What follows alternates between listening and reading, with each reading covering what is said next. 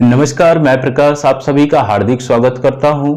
ये हमारा second class है भारतीय संविधान का और इसमें इससे पहले हमने पहली क्लास में राष्ट्रपति के बारे में जाना, यानी प्रेसिडेंट के बारे में जाना और उसमें हमने समझा कि प्रेसिडेंट भारतीय प्रेसिडेंट है, उसके किस प्रकार के काम है, इनके बारे में जाना और किस प्रकार से प्रेसिडेंट का चुनाव होता है।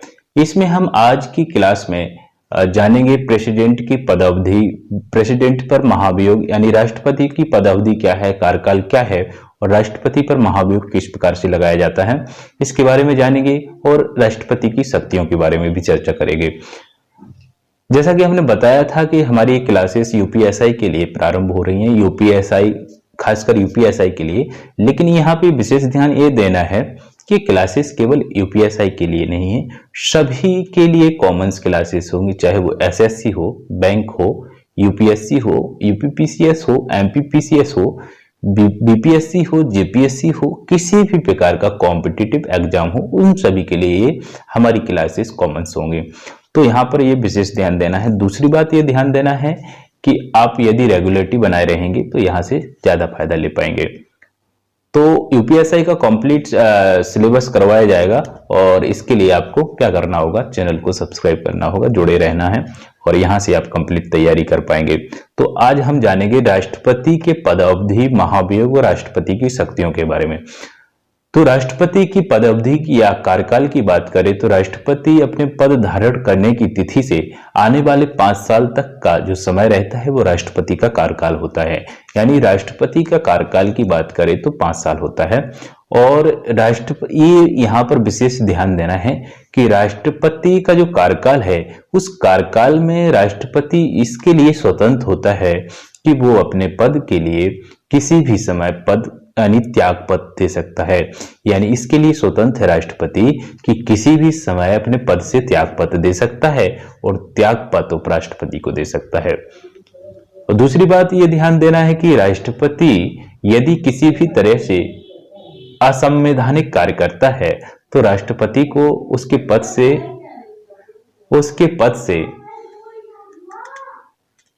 राष्ट्रपति को उसके पद से महाभियोग के द्वारा हटाया जा सकता है।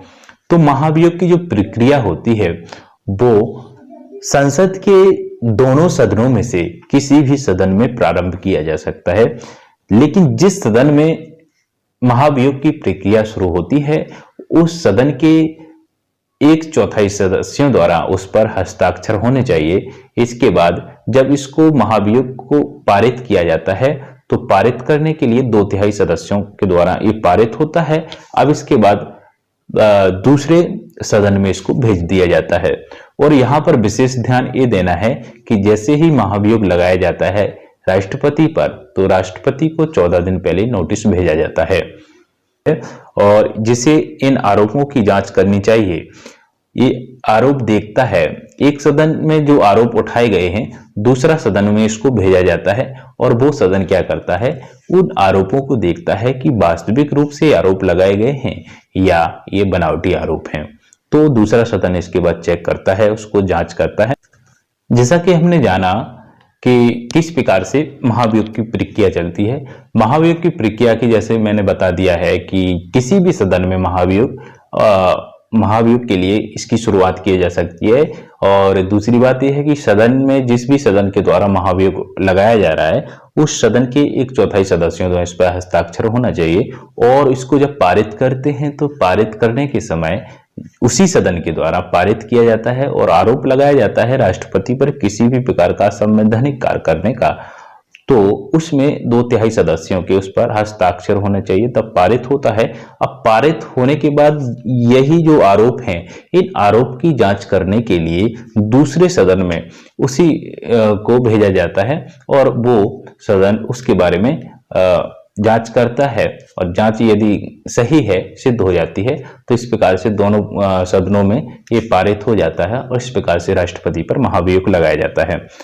अब राष्ट्रपति के जो शक्तियां हैं उसके बारे में चर्चा करते हैं। राष्ट्रपति की शक्तियां एवं तो राष्ट्रपति द्वारा प्रयोग की जाने वाली शक्तियां हैं जो, जैसे कि कार्यकारी शक्ति हैं, विधायी शक्तियां हैं, वित्तीय शक्तियां हैं, न्यायिक शक्तियां हैं, कूटनैतिक शक्तियां हैं और सैन्य शक्तियां हैं, आपातकालीन शक्तियां हैं। इतना ही यहाँ पे ध्यान देना है कि राष्ट्रपति की जो शक्तियां हैं वो कितनी हैं।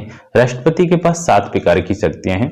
कार्यकारी शक्ति, विधायी शक्ति, वित्तीय शक्ति और न्यायिक शक्तियां, कूटनैतिक शक्तियां, सैन्य शक्तियां, आपातकालीन शक्ति। इसके बाद हम बात करते हैं राष्ट्रपति के वीटो की शक्ति। सबसे प्रमुख है राष्ट्रपति के वीटो की शक्ति। राष्ट्रपति वीटो की शक्ति के बारे में चर्चा करते हैं। संसद द्वारा पारित कोई विधेयक तभी अधिनियम बनता है जब राष्ट्रपति उसे अपनी सहमति देता है। जब कोई भी विधेयक है, जब संसद में कोई विधेयक है, उसको जब हमें अधिनियम बनाना है तो उसके लिए, अधिनियम बनाने के लिए तभी बनता है जब राष्ट्रपति उस पर अपनी सहमति देता है। और जब ऐसा विधेयक राष्ट्रपति की सहमति के लिए प्रस्तुत होता है तो उसके पास 3 विकल्प होते हैं और अनुच्छेद 111 के अंतर्गत इस वीटो पावर की चर्चा की गई है। वो 3 प्रकार के विकल्प कौन कौन से होते हैं? वह विधेयक पर अपनी सहमति दे सकता है, अथवा विधेयक पर अपनी स्वीकृति को सुरक्षित रख सकता है, अथवा वह विधेयक यदि धन विधेयक है तो संसद के पूर्वानुसार हेतु लौटा सकता है। हालांकि यदि संसद इस विधेयक की पुनः किसी संशोधन के अथवा संशोधन करके राष्ट्रपति के सामने प्रस्तुत करे तो राष्ट्रपति अपनी स्वीकृति देनी ही होगी। जो धन विधेयक है, धन विधेयक के बारे में राष्ट्रपति को स्वीकृति देनी होगी और बाकी जो विधेयक हैं उस पर अपनी वीटो पावर बता सकता है। लेकिन धन विधेयक में ऐसा नहीं है, धन विधेयक में उसको अपनी स्वीकृति देनी ही होगी। तो इस प्रकार से राष्ट्रपति के पास 3 प्रकार के वीटो पावर होते हैं।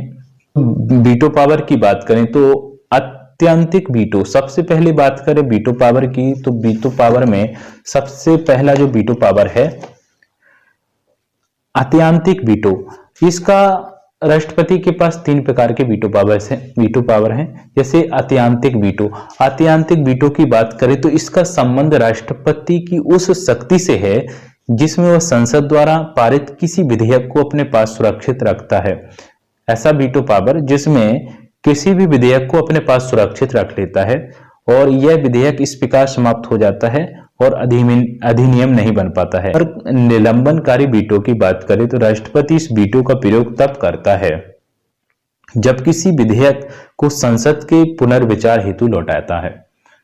निलंबनकारी वीटो है, इसका प्रयोग तब करता है राष्ट्रपति जब किसी विधेयक को संसद के पुनर्विचार हेतु लौटाता है। हालांकि यदि संसद उस विधेयक को पुनः किसी संशोधन के बिना अथवा संशोधन के साथ पारित कर राष्ट्रपति के पास भेजती है तो उस पर राष्ट्रपति को अपनी स्वीकृति देना ही बाध्यकारी होता है। इसका अर्थ है कि राष्ट्रपति के इस वीटो को उस विधेयक को साधारण बहुमत से पुनः पारित कराकर निरस्त किया जा सकता है, उच्च बहुमत द्वारा नहीं, जैसा कि अमेरिका में प्रचलित है। जैसा कि पूर्व में बताया कि राष्ट्रपति धन विधेयक के मामले में वीटो का प्रयोग नहीं कर सकता है। राष्ट्रपति जो है वो वीटो का प्रयोग धन विधेयक के संबंध में नहीं कर सकता है और निलंबनकारी वीटो का प्रयोग तब होता है जब किसी विधेयक को राष्ट्रपति के पास भेजा जाता है और राष्ट्रपति उसी विधेयक को पुनर्विचार के लिए संसद के पास भेजती है। जब राष्ट्रपति उसी विधेयक को पुनः संसद के पास भेजता है पुनर्विचार के लिए तो उस विधेयक पर पुनर्विचार करे संसद या ना करे, यानी उसमें संशोधन करे या ना करे। यदि संसद फिर से राष्ट्रपति के पास उसको पारित करने के लिए भेजती है तो राष्ट्रपति को उसको पारित करना ही पड़ेगा। तो इस प्रकार का वीटो जो होता है वो निलंबनकारी वीटो होता है। और जैसा कि बताया है कि जो वीटो पावर का प्रयोग है वो वीटो पावर का प्रयोग राष्ट्रपति धन विधेयक के संबंध में नहीं कर पाता है, क्योंकि धन विधेयक लोकसभा में बनाया जाता है, लोकसभा से ही पारित किया जाता है। लोकसभा इसके लिए ज्यादा शक्ति का प्रयोग करती है, यानी राष्ट्रपति इस पर किसी भी प्रकार का वीटो पावर यूज नहीं कर पाता है। अब तीसरा वीटो होता है पॉकेट वीटो। इस मामले में राष्ट्रपति विधेयक पर ना तो कोई सहमति देता है और ना ही अस्वीकृति करता है और ना ही लौटाता है, परंतु एक अनिश्चित काल के लिए विधेयक को लंबित कर देता है। राष्ट्रपति की विधेयक पर किसी भी प्रकार का निर्णय न देने की शक्ति पॉकेट वीटो के नाम से जानी जाती है। राष्ट्रपति इस वीटो शक्ति का प्रयोग इस आधार पर करता है कि संविधान में उसके समक्ष आए किसी विधेयक पर निर्णय देने के लिए कोई समय सीमा तय नहीं है। दूसरी ओर अमेरिका में यह व्यवस्था है कि राष्ट्रपति को 10 दिन के भीतर वह विधेयक पुनर्विचार के लिए लौटाना होता है। इस प्रकार वह कहा जा सकता है कि भारत के राष्ट्रपति को की जो शक्ति है अमेरिका के राष्ट्रपति की शक्ति से ज्यादा है। यहां पर पॉकेट वीटो की बात करें तो पॉकेट वीटो में भारतीय जो राष्ट्रपति है उसके पास ज्यादा शक्ति है अपेक्षा अमेरिका के राष्ट्रपति से। यहां पर पॉकेट वीटो की बात यह है कि राष्ट्रपति के पास जब कोई विधेयक आता है तो राष्ट्रपति उस विधेयक पर ना ही अपनी स्वीकृति देता है ना ही उसको अस्वीकार करता है, और एक समय सीमा, इसमें किसी भी प्रकार की समय सीमा नहीं दी गई है कि इसमें पुनर्विचार राष्ट्रपति करे या ना करे।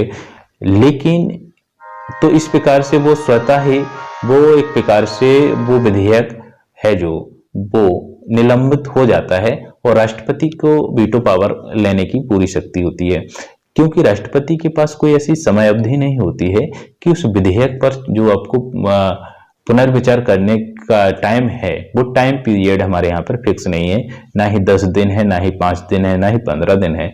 जबकि अमेरिका में वीटो पावर की बात करें तो इस वीटो पावर में, पॉकेट वीटो पावर में, वहां के राष्ट्रपति को 10 दिन के अंदर अंदर उस पर पुनर्विचार करने की बात कही गई है। जबकि भारत में ऐसा नहीं है, तो भारत के राष्ट्रपति के पास अमेरिका के राष्ट्रपति से ज्यादा पॉकेट वीटो में शक्ति है।